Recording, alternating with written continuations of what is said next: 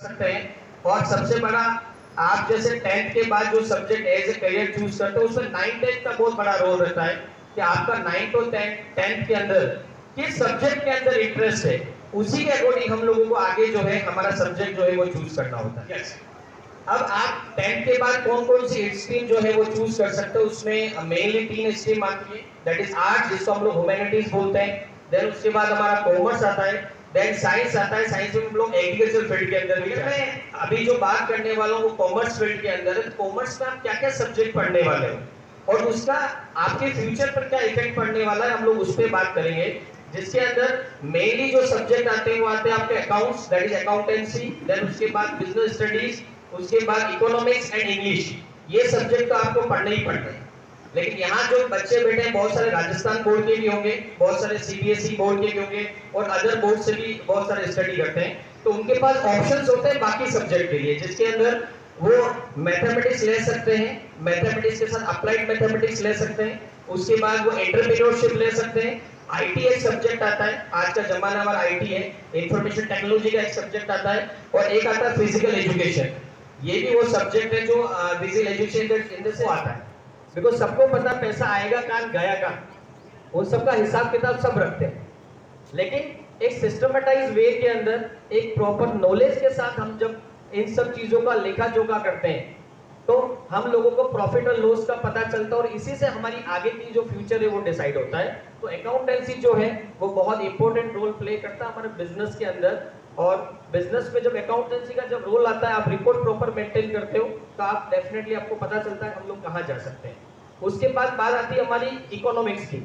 ये भी एक सब्जेक्ट है हमारा इकोनॉमिक्स कॉमर्स के अंदर, जहाँ पर आज के टाइम पे हमारे पास रिसोर्सेज लिमिटेड है और उसको कितना बेहतर तरीके से हम लोग यूज कर सकते हैं वो हमें इकोनॉमिक्स में पढ़ा जाता है।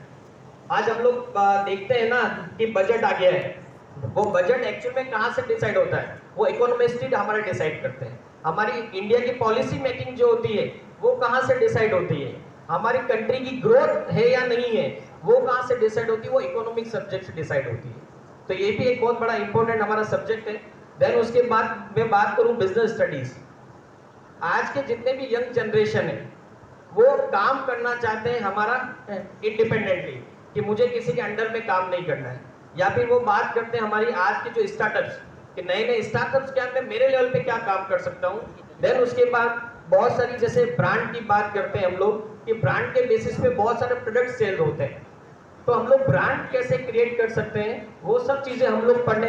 हमारे कंज्यूमर के राइट क्या है, हमारी ड्यूटीज क्या है, क्योंकि आजकल मार्केट में फ्रॉड बहुत हो रहा है, तो कैसे हमारे राइट्स और जो हमारे ड्यूटीज हैं उन सब को कैसे हम लोग आइडेंटिफाई करेंगे, वो सब हम लोग सब्जेक्ट जो पढ़ने वाले वो बिजनेस स्टडी के अंदर पढ़ने वाले। नेक्स्ट, सीए में कर सकता है, सीएस लॉ कर सकता है, मैनेजमेंट फील्ड के अंदर वो जा सकता है, जर्नलिज्म के अंदर वो बच्चा जा सकता है, कंप्यूटर फील्ड के अंदर जा सकता है, टीचिंग फील्ड में जा सकता है, गवर्नमेंट जॉब्स के अंदर जा सकता है।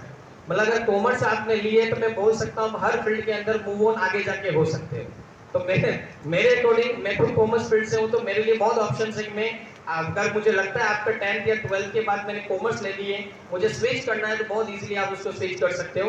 बट यहाँ पर एक लाइन आप अपन बच्चों के लिए बहुत होती है, इट इज नॉट पॉसिबल, ये मेरे लिए पॉसिबल नहीं है।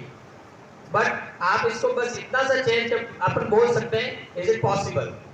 अगर कोई भी चीज पॉसिबल है, अगर आपने ठान ली तो आप कोई भी सब्जेक्ट चूज कर सकते हो, किसी में भी आगे बढ़ सकते हैं। ये सब कुछ नहीं है, सीए के अलावा भी बहुत सारे कोर्सेज जो हम लोग कर सकते हैं, जिसमें सीए में है जहां पर आप किसी मैन्युफैक्चरिंग कंपनी में जॉब करने जाते हैं जहाँ पे प्राइस या प्रॉफिट की बात होगी वो कर सकते हैं।